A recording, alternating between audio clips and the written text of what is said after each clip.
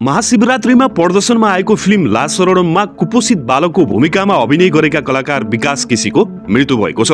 उनको कुपोषणकै कारण मृत्यु भएको हो। विक्रमसम्म 2066 साल 1 मा जन्मिएका केसीको जाजरकोट स्थित घरमै मंगलबार निधन भएको फिल्मका निर्देशक कुमार कट्टेल जिग्रीले जानकारी दिएका छन्। फिल्ममा कुपोषित र कर्णाली क्षेत्रकै बालकको चरित्रमा देखिएका केसी वास्तवमै कुपोषित र कर्णाली क्षेत्रका बासिन्दा थिए। उनको जटिल कुपोषणको उपचारका लागि सुटिङपछि ग्रीन सिटी अस्पताल काठमाडौँ ल्याइएको थियो। अस्पतालले कान्तिबाल अस्पताल रिफर गरे पनि त्यहाँ उपचार सम्भव नभएको भन्दै उनलाई कर्णाली फर्काइएको थियो। फिल्म टोलीले सुटिङका क्रममा उनको स्याहार खानेकुरा लत्ता कपडा र परिवारको सहजताका लागि मोबाइल सहित सहयोग गरेको थियो। गीतकार बसन्त उदासको सहजीकरणमा उनको उपचार र परिवारलाई सहयोग गर्ने प्रतिबद्धता पूरा गर्न खोजिए पनि सफल हुन नसकेको टोलीले जनाएको छ।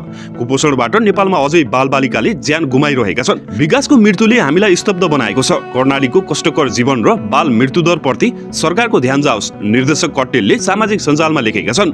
फिल्म मार्फत कर्णालीको वास्तविकता उजागर गर्न खोजिएको उनले जनाएका छन्। फिल्म परिवारले केसीको आत्माको शान्तिको कामना गर्दै शोक सन्तप्त परिवारप्रति संवेदना व्यक्त गरेको छ। टोलीले सरकार र सम्बद्ध पक्षलाई कुपोषणबाट हुने बाल मृत्यु रोक्न गम्भीर बन्न आग्रह गरेको छ।